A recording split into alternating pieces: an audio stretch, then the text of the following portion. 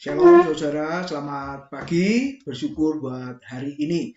Sebelum melakukan aktivitas kita akan merenungkan bagian firman Tuhan sesuai dengan bacaan Alkitab kita, yaitu di dalam 1 Tawarik 25, 26, dan 27.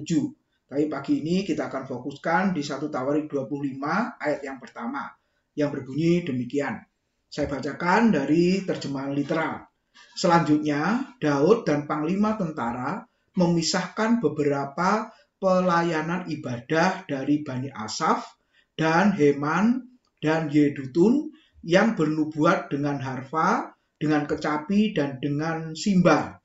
Dan jumlah pekerjaan orang adalah sesuai dengan pelayanannya. Amin. Judul firman Tuhan pagi ini adalah melayani sesuai dengan karunia. Saudara, kalau kita melihat di dalam perjanjian lama, yang boleh melayani pekerjaan Tuhan di bait suci adalah para imam atau orang-orang yang sudah dikhususkan untuk tugas pelayanan, yaitu keturunan Lewi, saudara, di mana para imam berasal dari sana. Nah, mereka itulah yang dipanggil Tuhan, dikhususkan Tuhan untuk melayani pekerjaan Tuhan.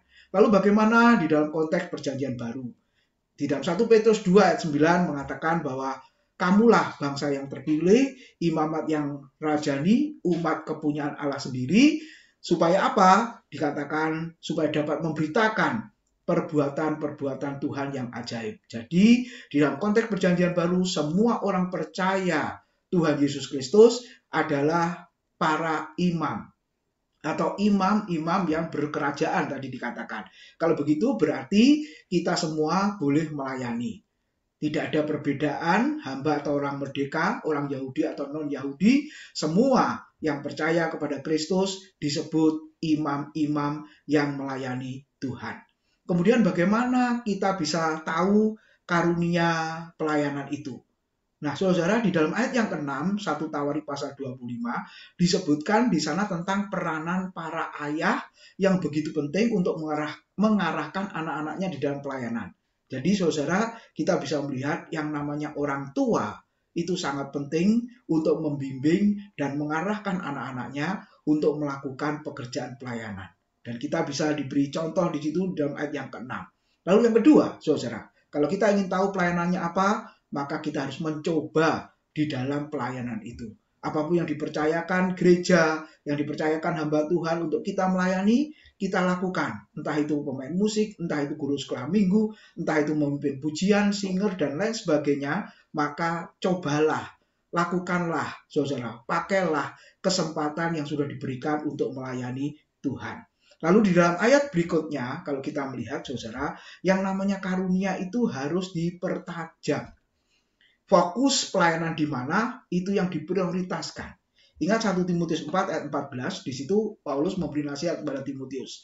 Jangan kamu lalai dalam mempergunakan karunia yang ada padamu oleh doa dan penumpangan tangan. Jadi saudara, kalau Tuhan sudah memberikan karunia kepada kita untuk melayani, maka kita jangan lalai untuk mempergunakan karunia itu di dalam pelayanan.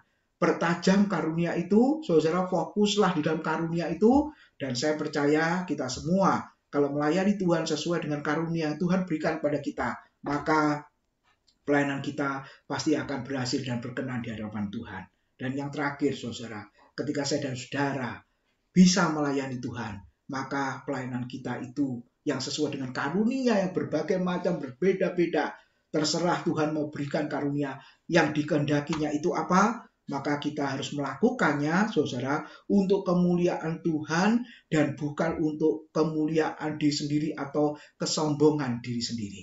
Jadi pada pagi hari ini kita diingatkan, Tuhan memberikan karunia kepada setiap kita yang adalah imam-imam, sehingga kita semua boleh melayani Tuhan. Selamat pagi, selamat beraktivitas, Tuhan memberkati kita.